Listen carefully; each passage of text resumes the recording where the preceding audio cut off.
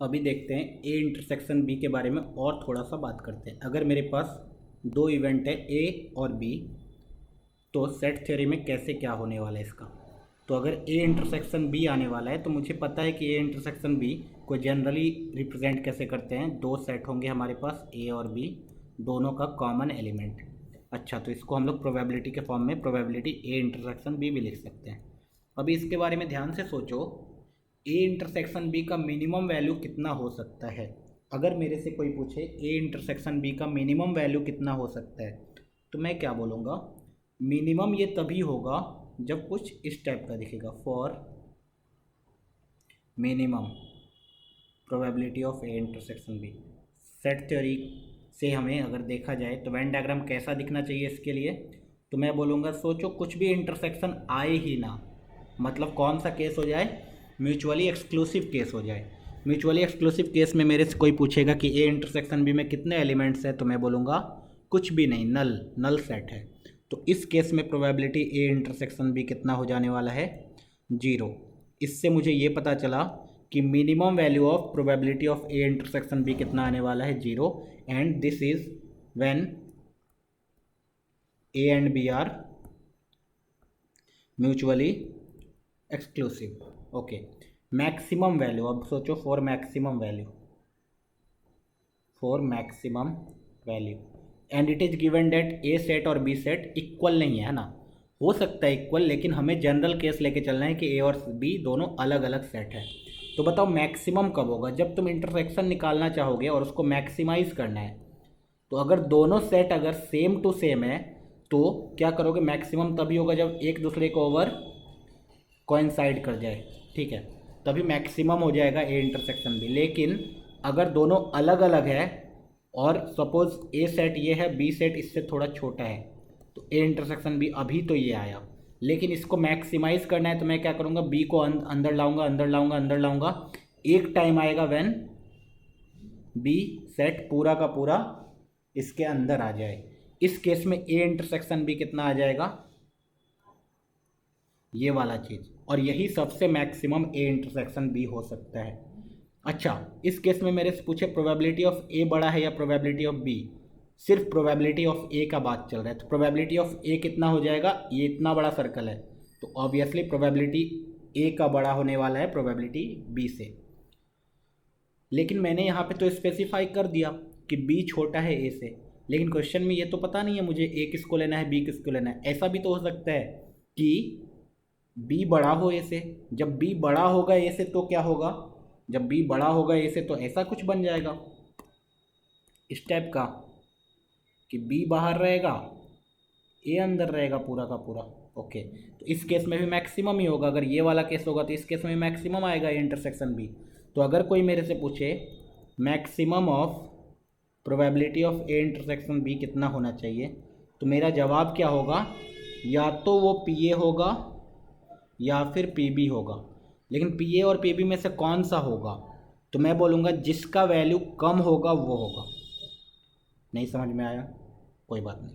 इस केस को देखो, इसमें आंसर मैं क्या दूंगा, ए इंटरसेक्शन बी का मैक्सिमम वैल्यू क्या आएगा, तुम बोलोगे पी बी। ओके, इस केस में बताओ पी ए बड़ा है या पी बी, तो मैं बोलूँगा ऑब्वियसली पी ए छोटा है, पी बी बड़ा है। बताओ इस केस में maximum value of P intersection B कितना आएगा, तो मेरा आंसर क्या होगा, पी ए। तो देखो इस केस में छोटा कौन था, पी बी, इस केस में छोटा कौन था, पी ए। इस केस में आंसर क्या आया, पी बी, इस केस में आंसर क्या आया, पी ए। तो मैं क्या बोलूँगा, पी ए और पी बी में से जो भी छोटा है वही हमारा maximum value of P A intersection B हो जाएगा। ओके, तो इस डिस्कशन से हमें ये पता चला कि पी ए इंटरसेक्शन बी का जो वैल्यू है वो ऑलवेज लेस देन और इक्वल टू होगा minimum of P A comma P B and always greater than और इक्वल टू होगा 0। ठीक है, ये हमने विजुअलाइज किया और हमें पता चल चुका है। ठीक है, नेक्स्ट देखो, नेक्स्ट अब ए यूनियन बी के बारे में बात करते हैं। ए यूनियन बी क्या होगा, तो ए यूनियन बी हमें तो पता है कि अगर जनरल केस बनाया जाए तो A B and A union B पूरा का पूरा ये वाला चीज़। ओके, तो इसको रिप्रेजेंट करेंगे प्रोबेबिलिटी ए यूनियन बी से। अभी बताओ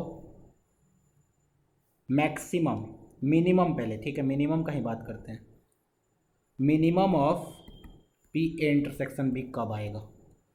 P A intersection B minimum कब हो जाएगा? तो तुम्हें दिख रहा है मुझे क्या करना पड़ेगा, एरिया को मिनिमाइज करना है। मुझे क्या करना पड़ेगा, एरिया को मिनिमाइज करना पड़ेगा। एरिया को मिनिमाइज करने के लिए फिर से मैं क्या बोलूँगा, एरिया तभी सबसे कम होगा, दो केस पॉसिबल। क्या क्या? जब ए बड़ा है बी से तो ए बाहर रह जाए, बी अंदर चले जाए, और जब बी बड़ा है ए से तो बी बाहर रह जाए, ए उसके अंदर चला जाए। इसी केस में मिनिमम एरिया हो सकता है। कैसे? तो मैं बोलूँगा इस केस में P A union, sorry this is A union B है ना, okay, P A union B क्या आएगा, यहाँ भी ए यूनियन बी है, ओके माय मिस्टेक। हाँ, ए यूनियन बी क्या आने वाला है, ये रीज़न आने वाला है। इस केस में ए यूनियन बी क्या आने वाला है, ये वाला चीज़ आने वाला है, ओके। तो बताओ इस केस में बड़ा कौन है? मैं बोलूँगा ऑब्वियसली पी ए बड़ा है पी बी से, लेकिन हमारा आंसर क्या आया, पी ए आया, ओके।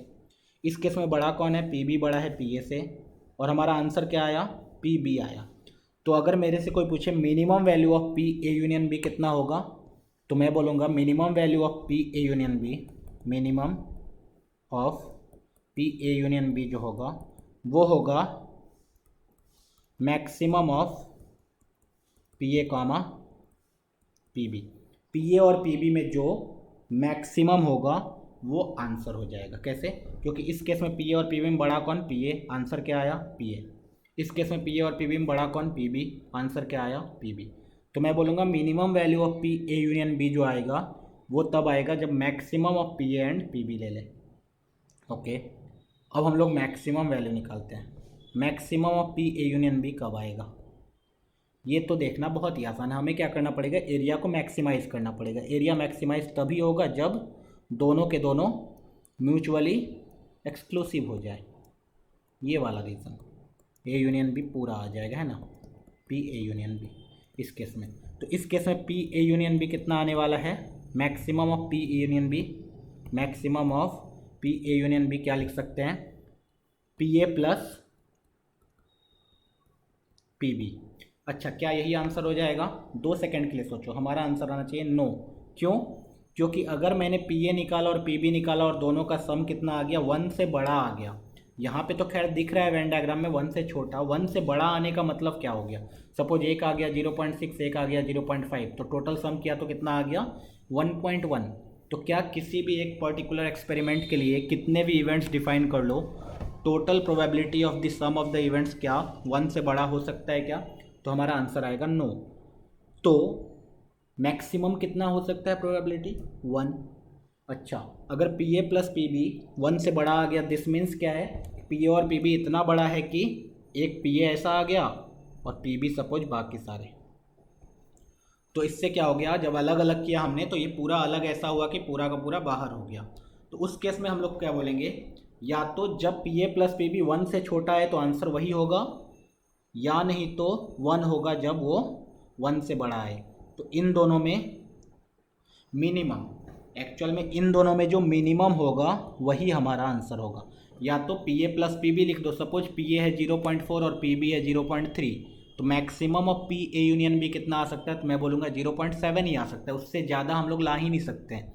लेकिन अगर मेरा P A plus P B 1 से बड़ा हो गया तो उस टाइम पे मैं क्या बोलूँगा कि पी ए यूनियन बी जो है वो 1 ही होगा मैक्सिमम, ओके। तो मैं यहाँ से ये कंक्लूड कर सकता हूँ कि हमारा जो पी ए यूनियन बी है वो ऑलवेज लेस देन होगा minimum of P A plus P B और 1, and always greater than equal to होगा maximum of P A comma P B. ठीक है, ये भी एक चीज़ याद रख लिया। अच्छा, दूसरी बात हमें क्या याद रखनी है, हमें इसको रीज़न वाइज भी याद रखने आना चाहिए। कैसे? तो मैंने बोला जब ए और बी दो इवेंट्स है अपने पास और ये जनरल ऐसा है वेन डायग्राम, तो बताओ ये ए और बी कितने रीजन्स में डिफाइन करता है इस सैम्पल स्पेस को। तो मैं बोलूँगा एक सबसे बाहर वाला रीजन 1, एक ये वाला रीज़न 2, एक ये वाला रीज़न 3, एक ये वाला रीज़न 4।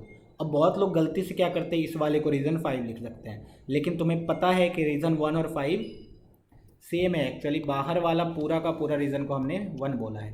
अच्छा, अगर रीज़न को मैं नेम दे दूँ तो अगर कोई मेरे से पूछे ए इंटरसेक्शन बी में कौन सा रीज़न है, तो मेरा आंसर आना चाहिए सिर्फ 3 वाला। अच्छा, ए यूनियन बी में कौन सा रीज़न है, तो मैं बोलूँगा 2, 3, 4। ये 2 + 3 + 4 नहीं लिख देना, एक 3 9 आ गया, ठीक है। ये बस रीज़न को डिफाइन कर रहा है, रीज़न 2, रीज़न 3 और रीज़न 4। अच्छा, अगर मुझे ऐसा चाहिए ए इंटरसेक्शन बी बार, तो ये किस रीज़न को रिप्रेजेंट करेगा, तो मैं बोलूँगा ए का इंटरसेक्शन बी बार मतलब सिर्फ 2 वाला। ओके, ए बार इंटरसेक्शन बी कौन से रीज़न को रिप्रेजेंट करेगा, सिर्फ 4 वाला। अगर मैं ए डेल्टा बी को रिप्रेजेंट करना चाहूँ तो कौन सा आने वाला है, तो मैं बोलूँगा 2 + 4। तो ऐसे हमें रीज़न दिखने चाहिए, ठीक है। ए डेल्टा बी क्या होता है, तो लास्ट वीडियो में मैंने बताया कि A delta B is the symmetric difference, मतलब कौन सा region, A union B minus A intersection B को हम लोग ए डेल्टा बी भी लिख सकते हैं, ठीक है। ओके, तो ये था 2 सेट के बारे में। अभी हम लोग पढ़ेंगे 3 सेट के बारे में, वेन डायग्राम ऑफ 3 सेट